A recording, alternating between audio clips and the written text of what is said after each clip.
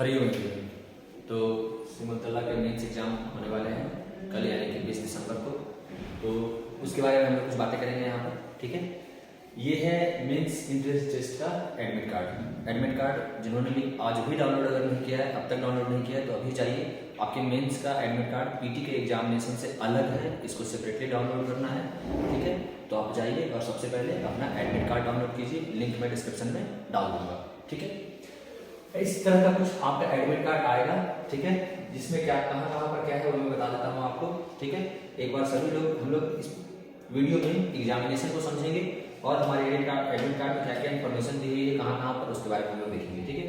यहाँ पर देखिए सबसे पहले आपका नाम रहेगा, ठीक है। जो भी बच्चे का नाम है वो बच्चे का नाम रहेगा, ठीक है। इसे तुरंत मिला लेना है, चेक कर लेना है। कोई भी प्रॉब्लम होती है तो आज तो खैर काफी लेट हो चुका है, बट फिर भी अगर कोई भी प्रॉब्लम हो तो सबसे पहले आपको तुरंत ही जाकर के सेंटर में बात कर लेनी है और सिमुलतला से कांटेक्ट कर लेना है, ठीक है। यहाँ पर आपका रोल नंबर रहेगा, इस एग्जाम का अपना एक अलग रोल नंबर है, ठीक है। ये पीटी का रोल नंबर से अलग है। यहाँ पर कॉन्टेक्ट नंबर रहेगा, ठीक है। ये सब आपके कुछ इन्फॉर्मेशन है, आप इसे अवेलेबल रहेगी। यहाँ आपकी कास्ट कैटेगरी रहेगी, आपने जिस भी कैटेगरी से रखा है, ठीक है। यहाँ आपका मदर्स का नेम, ठीक है, मदर्स नेम और फादर्स नेम रहेंगे, ठीक है। यहाँ रहेगा आपका जेंडर और ये डेट ऑफ बर्थ। ये सारे आपके बेसिक इन्फॉर्मेशन इस एडमिट कार्ड में दिखे रहेंगे, ठीक है। ये आपका बेसिक इन्फॉर्मेशन है जिससे आपको मिला लेना है सब कुछ। कोई भी गड़बड़ी पाई जाती है तो ठीक है, आप एग्जाम देने के लिए अभी जाएं, लेकिन एग्जामिनेशन सेंटर पर और जितनी जल्दी हो सके सिमुलतला को आज के ही आज कांटेक्ट करें उनसे, ठीक है। और अपने सारे प्रॉब्लम्स को उन्हें बताएं ताकि जो भी सॉल्यूशन हो वो एडमिशन वक्त आपको कोई भी दिक्कत ना हो। क्या क्या इन्फॉर्मेशन है तो इस यहाँ पर मिलेगा आपको आपके सेंटर की जानकारी, जो भी आपका एग्जाम सेंटर होने वाला है उसकी जानकारी आपको यहाँ पर मिलने वाली है। और पटना में सेंटर रहता है इसका, पटना के अलग अलग स्कूलों में आपको सेंटर पड़ सकता है। तो जो भी सेंटर है, इस बच्चे का सेंटर यहाँ पर कदम कुआं पटना में जो ये विद्यालय है वहां पर है, उसी तरह से आपको देख लेना है कि आपके किस विद्यालय में पढ़ा है, ठीक है। ये है परीक्षा की तिथि 28 दिसंबर, ठीक है। नाउ इस बार का जो पैटर्न है उसमें थोड़े से डिफरेंसेस है। क्या क्या डिफरेंसेस है उसको हम थोड़ा सा देख लेते हैं। तो हमारा 2 पेपर में आएगा। पहले ये तो हमेशा से रहा है, ठीक है। ये तो हमेशा से रहा है कि जो एग्जाम है वो 2 पेपर में आते हैं, 2 पेपर में आते हैं, पेपर 1 और पेपर 2, ये हर साल, ठीक है। पहले भी होते थे पेपर 1 एंड पेपर 2, ठीक है। तो पेपर 1 में क्या होता था, पेपर 1 में आते हैं हमारे मैथ प्लस आईक्यू, बौद्धिक क्षमता कहते हैं, गणित और बौद्धिक क्षमता हिंदी में, और आपके इंग्लिश में मैथमेटिक्स और रीजनिंग जिसको आप आईक्यू कहते हैं, ठीक है। वो ये टोटल होते हैं 150 मार्क्स के, ये टोटल 150 मार्क्स के होते हैं। और इसके लिए समय मिलता है 2 आवर 30 मिनट, मतलब कि 150 मिनट भी हमें मिलते हैं ना। इस बार का जो सबसे बड़ी बात है वो है इस बार एग्जाम में होने वाले गैर वस्तुनिष्ठ, ठीक है, गैर वस्तुनिष्ठ, ये इस बार का एग्जाम होने वाला है। ये सबसे बड़ा है। ये क्या है, गैर वस्तुनिष्ठ का मतलब होगा, गैर वस्तुनिष्ठ का मतलब होगा कि ये मल्टीपल चॉइस नहीं रहेगा, ये मल्टीपल चॉइस क्वेश्चन नहीं रहेंगे। कहने का मतलब हो गया कि ऑप्शनल नहीं रहेगा, आपको लिखना पड़ेगा, रिटन एग्जामिनेशन होगा ये, ठीक है। ये सबसे इंपॉर्टेंट बात है, ध्यान रखना है इस बात को। और ये दोनों देखिए, अब ना मैथ और आईक्यू तो पहले से भी गैर वस्तुनिष्ठ ही आते थे, आईक्यू में ऑप्शंस रहते था। हो सकता है इस बार क्या होगा कि आपके रीजनिंग में जो क्वेश्चंस रहेंगे वो ऑप्शनल उनको हटा दिया जाएगा। सीरीज के क्वेश्चंस रहेंगे तो आपको सीरीज में अगला कौन सा नंबर आने वाला है वो 1 वर्ड में आंसर दे दीजिए। ऑड वन आउट रहेगा, उसमें आप लिख दीजिए एबीसीडी की जगह, वो लिखना रहेगा कि क्या हो सकता है। कुछ छोटे मोटे जीके के क्वेश्चंस रहेंगे, ठीक है, जिसका आपको 1 वर्ड में आंसर देना पड़ेगा अगर गैर वस्तुनिष्ठ इन्होंने पूरी तरीके से बनाया तो, ठीक है। ऐसे तो गैर वस्तुनिष्ठ कहते हैं, पर थोड़े बहुत ऑप्शंस भी किसी क्वेश्चंस में डाल देते हैं, ठीक है। तो ये रहेगा आपका पेपर 1। नाउ पेपर 2 है, उसमें सबसे बड़ा चेंजेस आने वाला है। पेपर 2 में सबसे बड़ा चेंजेस आने वाला है। यहाँ पर अगर हम लोग देखेंगे, यहाँ पर देखिए प्रथम पेपर जो है आपका, मैं थोड़ा इसको जूम कर देता हूं,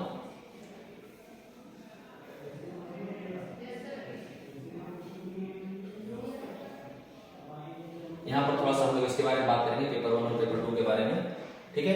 पेपर 1 में देखिए गैर वस्तुनिष्ठ यहाँ भी है और यहाँ भी है। ये दोनों जो है ऑप्शनल नहीं होंगे, रिटन एग्जामिनेशन होंगे। 100 मार्क्स का आपका मैथमेटिक्स होगा, 50 मार्क्स का आपका बौद्धिक क्षमता जिसको कह रहे हैं वो होगा, ठीक है। बोथ हिंदी इंग्लिश दोनों में रहेंगे, ठीक है।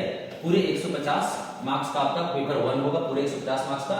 और ये होगा पहला सिटिंग, फर्स्ट सिटिंग 10 बजे से लेकर के 12:30 बजे तक पहली सिटिंग होगी, ठीक है। तो आपको कब पहुंच जाना है तो 10 बजे से कम यहाँ पर देखिए लिखा हुआ है 9:50 पूर्वाह्न, यानी कि 10 मिनट पहले, कम से कम 10 मिनट पहले आपको पहुंचनी है।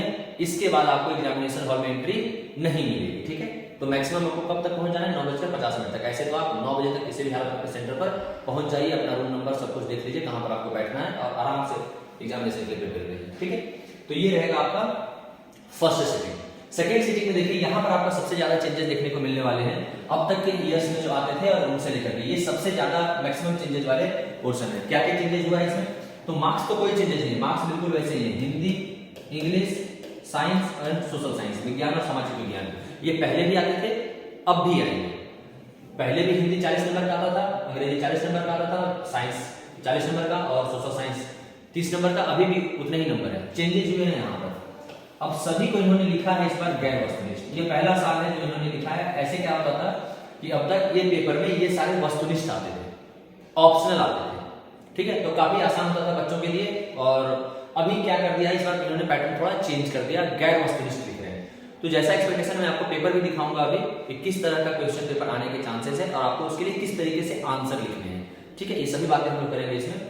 तो गैर वस्तुनिष्ठ का मतलब होता है कि आपको रिटन एग्जामिनेशन देना पड़ेगा, वस्तुनिष्ठ प्रश्न नहीं होंगे। वस्तुनिष्ठ प्रश्न होता है मल्टीपल चॉइस वाला प्रश्न, ठीक है। तो पेपर 1 हमने देखा। पेपर 1 कब से होगा?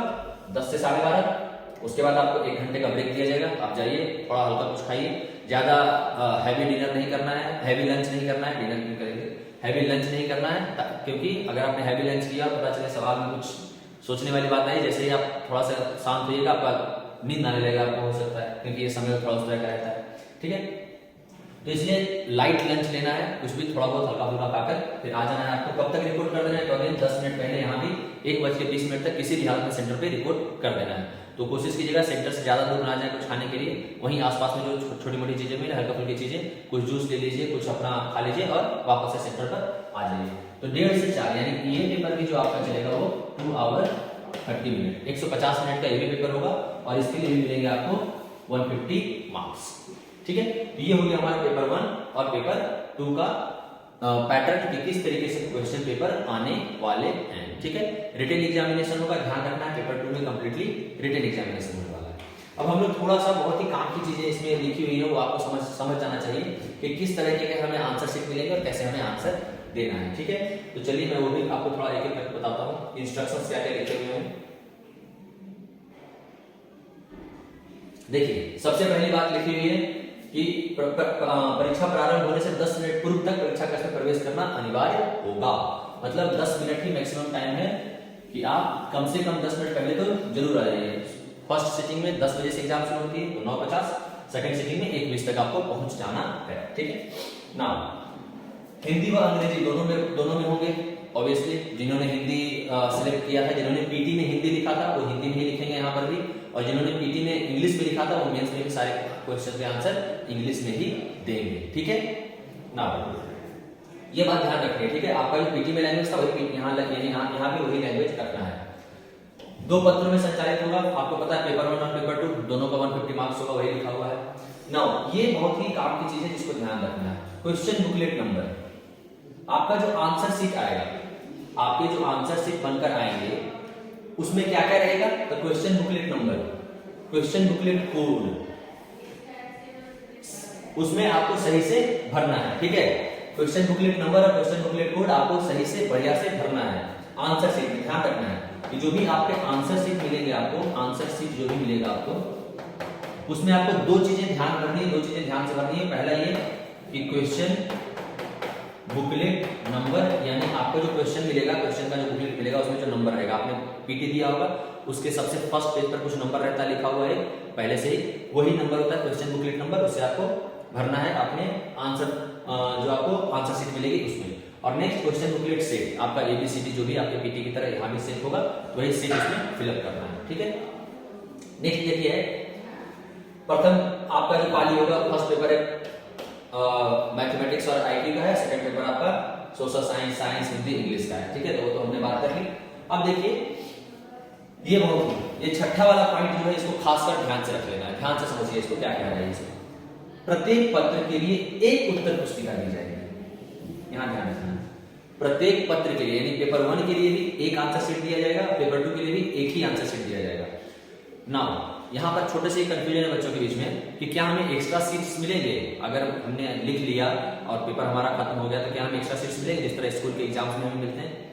देखिए इंस्ट्रक्शंस के हिसाब से तो नहीं, इंस्ट्रक्शंस के हिसाब में इन्होंने कुछ क्लियर नहीं किया है तो लगता तो नहीं है, क्योंकि एक ही लिखा है तो मोस्ट प्रोबेबली नहीं मिलेगा। लेकिन सबसे पहले आपकी जिम्मेदारी होगी कि आप जैसे ही आपको क्वेश्चन बुकलेट मिले आप इन्विजिलेटर से बड़े ही सम्मानीय तरीके से पूछ लीजिए कि सर क्या हमें एक्स्ट्रा सीट मिलेगा।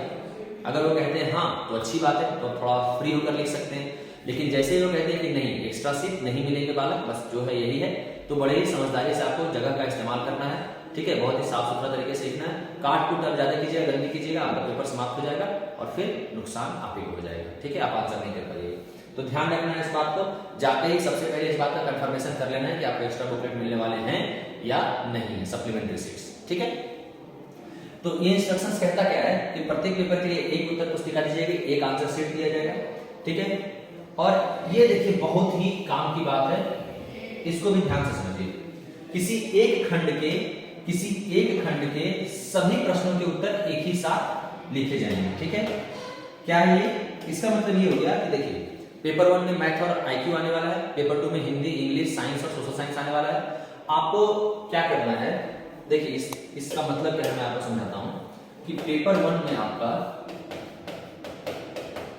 आने वाला है आपका मैथ प्लस आईक्यू और बौद्धिक क्षमता जिसको कह रहे हैं, ठीक है। ये 100 नंबर के आने वाले हैं और ये 50 नंबर का आने वाला है। अब इनका कहना ये है कि देखो भाई आंसर शीट में आपको जो सेक्शन बनाना हो बनाइए। आपको पहले आईक्यू से शुरू करना है, आईक्यू से शुरू करो, आपको पहले मैथ से शुरू करना है, मैथ से शुरू करो पेपर 1 में, मुझे उसमें प्रॉब्लम नहीं है। बट एक चीज का ध्यान रखना है कि अगर आपने आंसर शीट में पहले मैथ शुरू किया तो मैथ के जितने भी सवाल हो 5, 10, 15, 20, 25, 30, 40 जितने भी क्वेश्चंस हो उन सभी क्वेश्चंस को आप एक साथ बनाओगे, यानी पूरा का पूरा मैथ का पोर्शन मेरा एक साथ होना चाहिए। आप मैथ में इंटरचेंज कर सकते हो, मैथ में ऐसा कर सकते हो कि क्वेश्चन नंबर 1 बनाया आपने, फिर क्वेश्चन नंबर 5 बना दिया आपने, फिर क्वेश्चन नंबर 7 बना दिया आपने, फिर क्वेश्चन नंबर 2 बनाया आपने, फिर क्वेश्चन नंबर 8 बनाया आपने, फिर क्वेश्चन नंबर 3 बनाया आपने। ये चलेगा, ये आप कर सकते हैं।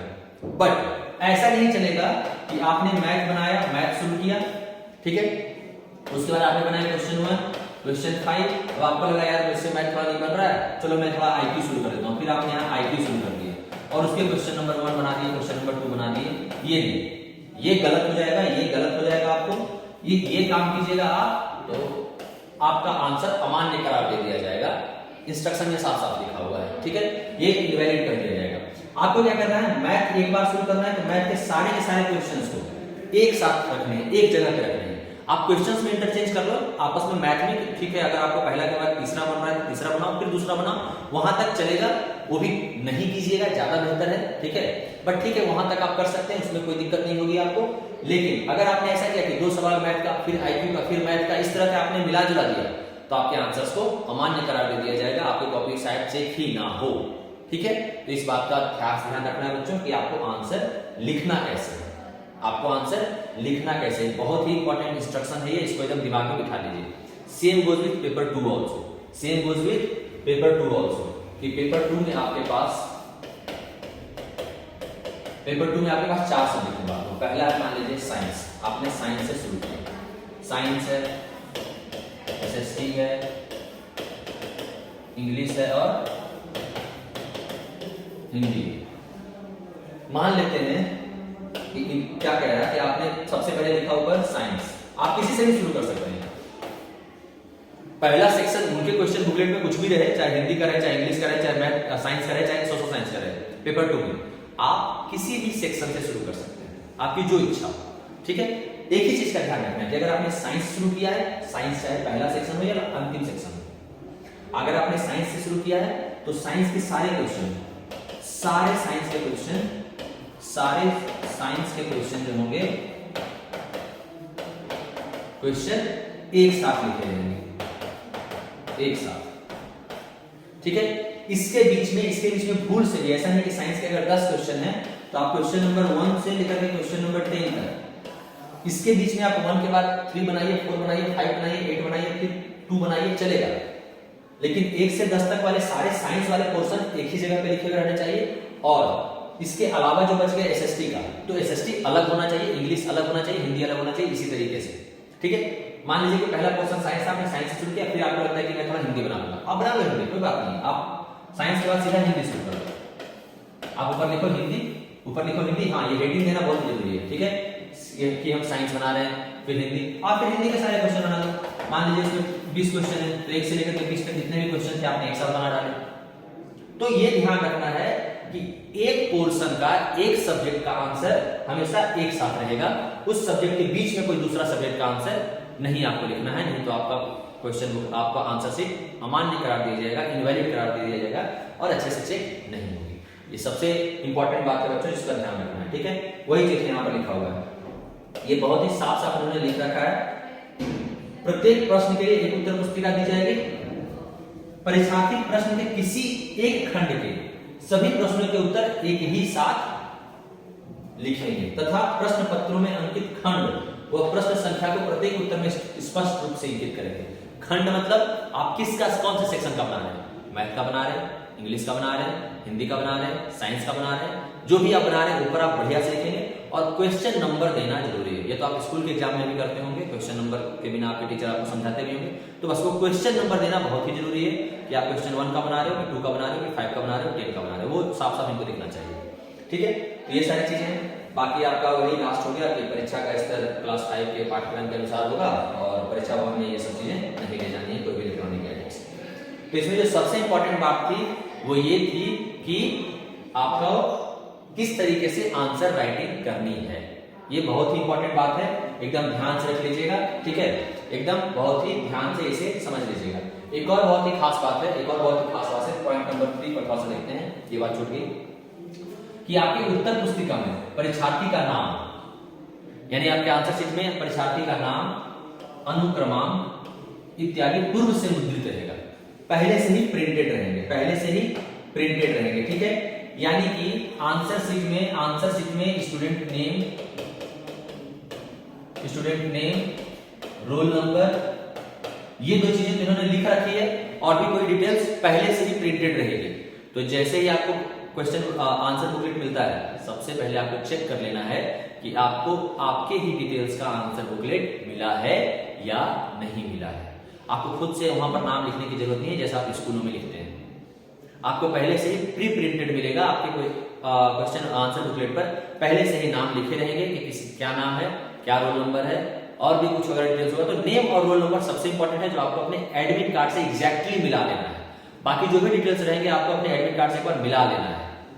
कुछ भी अगर गलती आपको दिखती है कि एडमिट कार्ड में कुछ और है, यहाँ कुछ और है, तुरंत इन्विजिलेटर को बताना है और अपने अकॉर्डिंगली जैसा वो आपको सॉल्यूशन देंगे उसको फॉलो करना है, ठीक है। तो इन सब बातों का आप लोग ध्यान रखिए, सिमुलतला एग्जाम कल होने वाला है, इन सब बातों का आपको ध्यान रखना है आंसर लिखते वक्त, आंसर राइटिंग करते वक्त, ठीक है। अब मैं थोड़ा सा आपको दिखाता हूँ कि क्वेश्चन किस पैटर्न का हो सकता है, ठीक है, थोड़ा सा उसके बारे में बात करेंगे किस तरीके से आएगा, ठीक है। तो आपको क्वेश्चन बुकलेट अलग से मिलेगा, एक क्वेश्चन बुकलेट मिलेगा, एक आंसर बुकलेट मिलेगा, 2 बुकलेट आपके पास रहेंगे, ठीक है।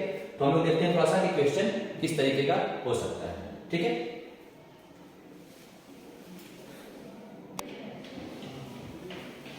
पेपर 1 को देखते हैं पहले। पेपर 1 हमने प्रीवियस ईयर का ही उठाया है। पेपर 1 की ज्यादातर चांसेस है कि पेपर 1 जैसा अब तक आता रहा है वैसा ही आएगा, ठीक है। पेपर 1 में कोई खास बदलाव नहीं होने वाले हैं। तो पेपर 1 ये देखिए, मुख्य परीक्षा जो लास्ट ईयर हुआ था उसका है, ठीक है। ये है मैथमेटिक्स का पोर्शन, ये है मैथमेटिक्स का पोर्शन, ठीक है।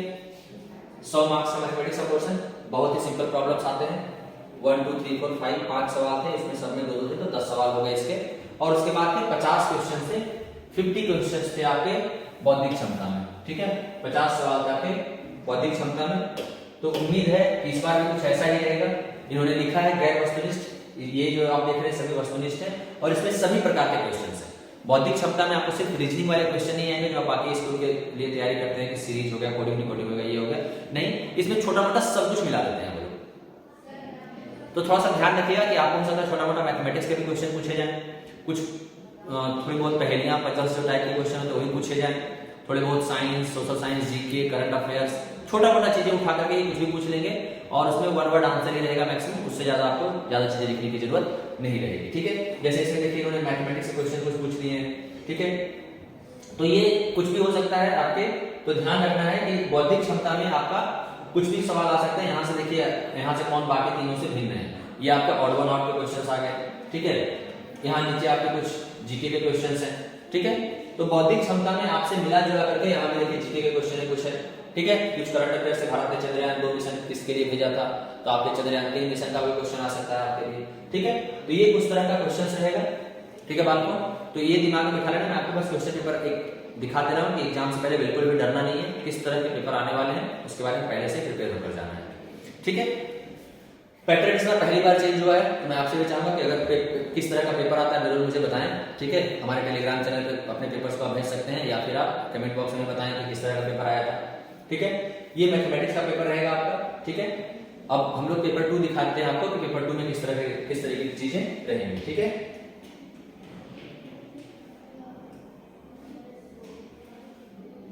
ये हो गया पेपर 2। यहाँ पर देखिए क्या है, जो हम बात कर रहे थे कि आंसर शीट पे क्या रहेगा, तो आंसर शीट पे पहले से ही आपका नेम लिखा हुआ रहेगा, ये वाला नाम। ये तो क्वेश्चन बुकलेट हो गया आपका, जो आंसर बुकलेट मिलेगा उसमें पहले से ही क्वेश्चंस लिखे रहे, ये नेम लिखा रहेगा, रोल नंबर, ये दो बातें तो लिखी रहेंगी। सेट आपको लिखना है, ये ध्यान रखना है, सेट आपको लिखना है। और क्या लिखना पड़ेगा आपको आंसर शीट पे, तो क्वेश्चन बुकलेट नंबर, ये दो चीजें आपको खुद से लिखनी पड़ सकती हैं, ये दो चीजें आपको खुद से लिखनी पड़ सकती हैं, पहले से भी लिखा हो सकता है और आपको भी लिखनी पड़ सकती हैं, लेकिन आपको नेम और रोल नंबर तो जरूर मिला लेना है एडमिट कार्ड के अकॉर्डिंग, बिल्कुल सही है कि नहीं है, ठीक है। टाइम ये रहेगा और आपके ये चारों सब्जेक्ट रहेंगे। इस तरह से कुछ आपका सेक्शन शुरू होगा। पहला सेक्शन जैसे हो गया हिंदी का, ठीक है। क्या क्या चीजें आ सकती हैं उसमें, तो देखिए कुछ इस तरह का पैसेज आपको आ सकता है, ठीक है। पैसेज क्या है, पैसेज को ध्यान से पढ़ना है और उसके बाद फिर इस तरह से आपको नीचे आंसर रहेंगे। सबसे छोटा भाई कैसा था, तीनों भाइयों में क्या कमी थी, ठीक है। तो पैसेज के अनुसार एकदम ध्यान से पढ़ना है और इन सभी का आंसर आपको क्वेश्चन बुकलेट नंबर में क्वेश्चन में देना है आंसर, ठीक है। कैसे देंगे आंसर हम लोग,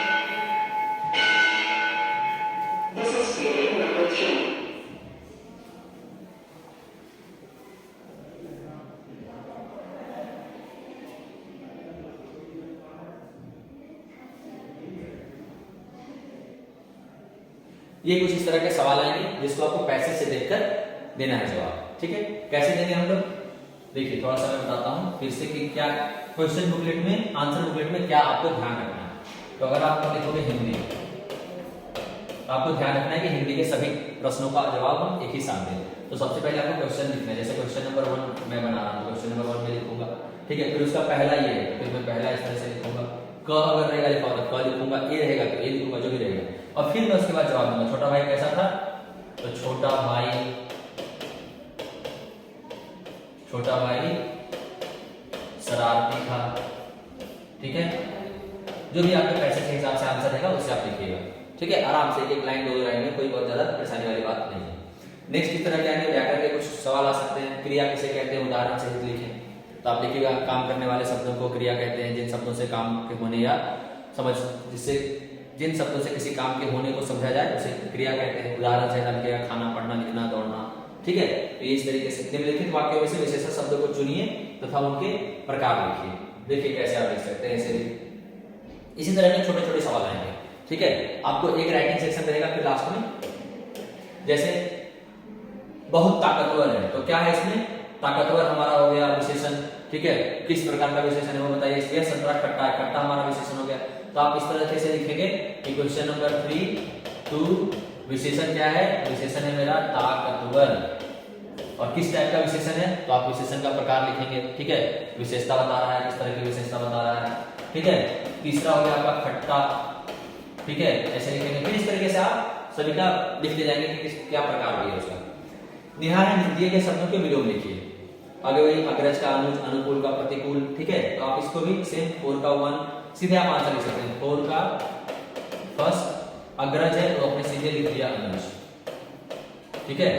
अनुकूल है तो आपने सीधे लिख दिया प्रतिकूल, ठीक है। सीधे डायरेक्टली भी आप आंसर लिख दीजिए। पर्यायवाची शब्द लिखना है। उसके बाद अगर किसी एक विषय पर 50 से 60 शब्दों में निबंध लिखिए। तो आपको निबंध लिखने समय देखिए क्या ध्यान देना है बच्चों। निबंध लिखने का तरीका थोड़ा सा मैं बताता हूँ आपको, चाहे इंग्लिश में ऐसे लिखने हो या हिंदी में निबंध लिख रहे हो। सबसे पहले निबंध का आप यहाँ पर विषय लिखेंगे कि आप किस विषय पर लिख रहे हैं। जैसे अगर हम लिखते हैं मेरा देश, तो सबसे पहले हम अपने आंसर शीट में सबसे ऊपर लिखेंगे मेरा देश, थोड़ा बड़ा लिखेंगे बढ़िया से सुंदर सेंटर में, और उसके नीचे कम से कम 1-2 लाइन दे देंगे थोड़ा बढ़िया से कि दिखे कि ये मेरी हेडिंग है। उसके बाद उसके नीचे से एक लाइन छोड़कर थोड़ा सा, अगर यहाँ पर मेरी ये कॉपी है, अगर ये मेरी कॉपी है पूरी की पूरी, ठीक है, तो मैं थोड़ा सा एक पैरा छोड़ करके फिर यहाँ से लिखना शुरू करूंगा कि मेरे देश का नाम भारत है, इसकी राजधानी दिल्ली है, यह बहुत ही पुरानी सभ्यता के साथ है, ये बहुत ही महान देश है, जो भी बातें हमको लिखनी है इसके बाद हम यहाँ से लिखेंगे। दूसरा क्या होता है, आप देखिए निबंध लिखते समय बच्चे क्या करते हैं, तुरंत से टॉपिक लिखते हैं और लिखना शुरू कर देते हैं। नहीं, थोड़ा सा समय लीजिए, थोड़ा सा 2 मिनट 3 मिनट आप इसको सोचने पर समय लगाइए कि क्या क्या मुझे लिखना चाहिए पहले, और उसको सोचने के लिए सबसे बेहतर है अपने कॉपी में किसी भी हिस्से में थोड़ा सा रफ वर्क कर लीजिए, ठीक है। जहां भी आप रफ कर रहे होंगे सबसे पीछे में रफ करने के लिए आप ऊपर लिख देना करें, ठीक है, रफ कार्य, ठीक है, रफ कार्य लिख देना है आपको सबसे लास्ट पेज पर, तब करना। ये नहीं कि आप कहीं भी शुरू हो जाएं, कहीं भी नहीं कीजिएगा, नहीं तो फिर आपके गड़बड़ हो जाएंगे, ठीक है। आप सबसे लास्ट पेज में आराम से लिख दीजिए कि ये है मेरा रफ, ठीक है, और उसके नीचे फिर आप आराम से रफ कीजिए, ठीक है। तो इसी में क्या है कि जब आप निबंध लिखने जाते हैं, और इसमें कौन सा रफ है, रफ तो मैथ में करते हैं हम लोग, हाँ रफ मैथ में करते हैं हम लोग, लेकिन इसमें भी रफ करते हैं क्या, हम पॉइंट्स लिखते हैं। पहला कि हम इंट्रोडक्शन में क्या लिखेंगे, तो इंट्रोडक्शन में हम क्या क्या बातें लिखेंगे, तो अपने कैपिटल के बारे में बताएंगे, और फिर अपना ये देश आजाद कब हुआ था सो बताएंगे। फिर दूसरा में बताएंगे हम कि हमारे देश में क्या क्या चीजें पाई जाती हैं, उसकी विशेषताएं क्या है वो बताएंगे, और उसके बाद इस तरह के 3-4 पॉइंट्स आप लिख लेंगे, ठीक है, कि हम इन चीजों के बारे में बात करेंगे। और उसके बाद फिर उस पर आप निबंध लिखना शुरू कीजिए, आपका निबंध बहुत ही बढ़िया लिखा जाएगा और कम समय में लिखा जाएगा और अच्छा लिखा जाएगा, ठीक है। ये हिंदी के, सिमिलरली इंग्लिश के पेपर भी वैसे रहेंगे, 40-40 नंबर के दोनों हैं, एक ही जैसा पेपर। कुछ पैसेज दिया जा सकता है आपको, पैसेज पढ़ के आपका आंसर लिखना है, फिर आपको कुछ राइटिंग सेक्शन दिया जा सकता है, जैसे एक लेटर लिखने के लिए, ऐसे लिखने के लिए, ठीक है। और उसके बाद फिर थोड़े बहुत ग्रामर के सेक्शन, कुछ प्रीपोजिशन भरिए, एडजेक्टिव को छाटिए, नेगेटिव से आप क्वेश्चन तैयार कीजिए, इंट्रोगेटिव नेगेटिव बनाइए इन सेंटेंसेस का, ठीक है। बस उसके बाद आता है साइंस, अगेन 40 मार्क्स का साइंस है, तो ये भी कुछ उसी तरह का रहेगा आपका, ठीक है। इसमें हर एक क्वेश्चन में आपको अब ध्यान बस ये देना है, क्वेश्चन बुकलेट में अगर आपने साइंस शुरू किया तो आप साइंस शुरू करोगे और लिखोगे क्वेश्चन नंबर 1 और उसका आंसर आप शुरू कर रहे हैं, which kind of garbage is not converted into compost by the red box, तो those which are not recyclable, which are made up of plastics and all that, ठीक है। आप लिखिएगा कि इसको बढ़िया सीखना है कि garbage that consist of plastics and non recyclable substances are and can not be converted to the compost by the red box, ठीक है। What is condensation? So condensation is a process in which water vapor converts into liquid or water droplets, ठीक है। What is filament? ठीक है, तो filament plants वाले filament की बात कर रहा है, ठीक है, फ्लावर वाला, it's a part of flower, ठीक है। जो भी चीजें हैं आप बढ़िया से उसको फिर लिखिएगा। आपको देखिए डायग्राम भी बनाने के लिए दिया जा सकता है, draw a well level diagram of leaf. Leaf का डायग्राम बनाने के लिए कोई भी डायग्राम हमेशा बनाना है, आपको बात को ध्यान रखना है, डायग्राम आपका हमेशा आना चाहिए पेंसिल से, डायग्राम हमेशा पेंसिल से बनाना है, उसको पूरी तरीके से वेल डेवलप्ड का मतलब होता है कि अगर आपने कोई डायग्राम बनाया है तो आप दिखाइए कि ये क्या है, ये क्या है, ये क्या है, ये आपको दिखाना है बढ़िया से, ठीक है। चलिए, सिमिलरली सोशल साइंस 30 नंबर का है, इसमें आपको मोस्टली 1 नंबर वाले सवाल आएंगे बहुत ज्यादा, ठीक है, 1 नंबर वाले, 2 नंबर वाले, उससे ज्यादा नहीं, कुछ कुछ छोटे मोटे 1-2 लाइनें लिखने की आ सकती हैं, ठीक है। चलिए, तो यहाँ पर हम लोग समाप्त करते हैं। ये इस तरह का कुछ पेपर रहेगा आपका वाला। वापस से एडमिट कार्ड ये एक बार देख लीजिए आप, ठीक है, ये आपका डिटेल्स रहेंगे, यहाँ पर आपको एग्जाम का पैटर्न है। तो आई होप नीचे जो इंस्ट्रक्शंस उस पर ध्यान दीजिएगा कि क्या क्या आपको इंस्ट्रक्शन है, किस तरह से क्वेश्चन बुकलेट में लिखना है आपको, ठीक है। क्वेश्चन बुकलेट को चेक कर लेना है, उसमें सारी डिटेल्स आपके सही है कि नहीं। क्वेश्चन बुकलेट में सेक्शन वाइज आपको आंसर प्रॉपर तरीके से लिखने हैं, ठीक है। तो आशा करता हूँ आपको एग्जामिनेशन अब दिख रहा होगा कैसा होने वाला है, तो सभी डर को भगाइए और जाइए एग्जाम में बढ़िया कीजिए। All the best, thank you.